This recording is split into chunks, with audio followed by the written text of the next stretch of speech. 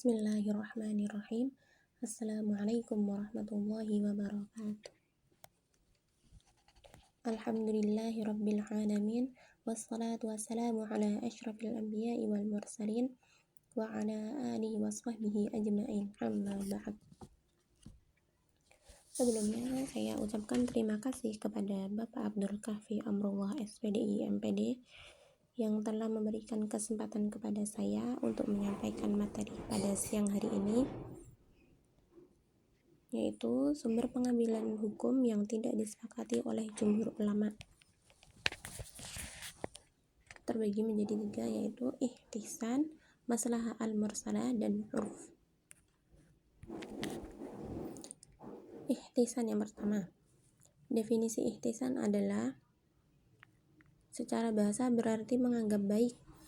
Dalam istilah usul fikih, ihtisan adalah berpaling dari suatu hukum yang ditetapkan berdasarkan qiyas atau disebut analogi yang jelas kepada hukum lain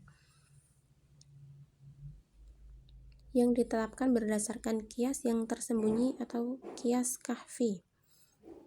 Itu berdasarkan dalil lain yang lebih kuat demi mencapai kemaslahatan. Ihtisan muncul ketika seorang mujtahid menemukan suatu masalah yang tidak dapat diselesaikan dengan qiyas yang biasa. Karena qiyas tersebut akan menghasilkan hukum yang bertentangan dengan prinsip-prinsip keadilan dan kemaslahatan. Dalil dan pendapat tentang istihsan. Para ulama yang mendukung ihtisan berargumen bahwa Islam adalah agama yang fleksibel dan memperhatikan kemaslahatan umat. Mereka merujuk pada ayat-ayat yang menganjurkan untuk mengikuti yang terbaik, ahsan, seperti dalil seperti yang disebutkan dalil dalam surat Az-Zumar ayat 17-18, maka berilah kabar gembira kepada hamba-hambaku yang mendengarkan perkataan lalu mengikuti apa yang paling baik di antaranya. Namun, para ulama yang menolak istihsan berpendapat bahwa hal itu dapat membuka pintu bagi penafsiran hukum yang subjektif dan tidak memiliki dasar yang kuat dalam teks Al-Quran dan Sunnah. Kemudian kesimpulan ihtisan. Ihtisan adalah upaya untuk mencari solusi hukum yang lebih adil dan maslahat dalam situasi tertentu. Tetapi penggunaannya harus dilakukan dengan hati-hati dan oleh para ahli yang kompeten. Kemudian lanjut yang kedua, maslahah al-mursalah.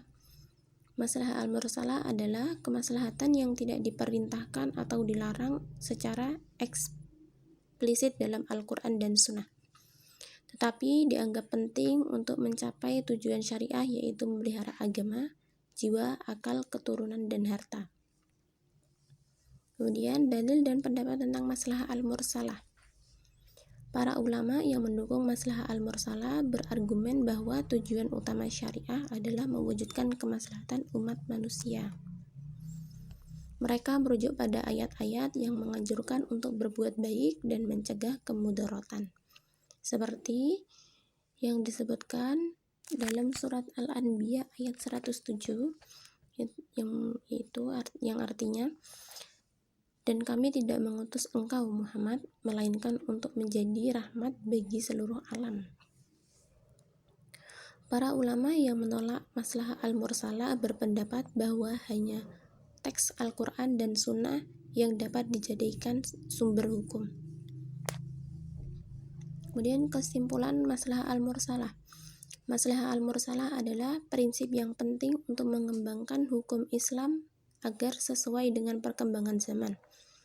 Tetapi penggunaannya harus dibatasi oleh prinsip-prinsip syariah yang jelas. Kemudian yang terakhir adalah urf atau adat kebiasaan. Urf adalah adat kebiasaan yang berlaku di suatu masyarakat dan diakui sebagai sesuatu yang wajar. Kemudian, dalil dan pendapat tentang urf. Para ulama yang mendukung urf sebagai sumber hukum berargumen Para ulama yang mendukung urf sebagai sumber hukum berargumen bahwa Islam mengakui dan menghormati adat kebiasaan yang baik. Mereka merujuk pada kaidah fikih, yaitu adat kebiasaan dapat dijadikan sebagai hukum. Namun, urf yang dapat dijadikan sumber hukum adalah urf yang tidak bertentangan dengan prinsip-prinsip syariah. Kesimpulan urf adalah sumber hukum yang penting untuk menyesuaikan hukum Islam dengan kondisi sosial budaya masyarakat, tetapi penggunaannya harus dibatasi oleh prinsip-prinsip syariah yang jelas. Kemudian yang terakhir, kesimpulan umum. Kesimpulan umum terbagi menjadi 3. Yang pertama, ihtisan, masalah al-mursalah, dan urf adalah sumber-sumber hukum yang tidak disepakati oleh jumhur ulama, tetapi memiliki peran penting dalam mengembangkan hukum Islam. Kemudian kesimpulan yang kedua yaitu penggunaan sumber-sumber ini harus dilakukan dengan hati-hati dan oleh para ahli yang kompeten, agar tidak bertentangan dengan prinsip-prinsip syariah yang jelas.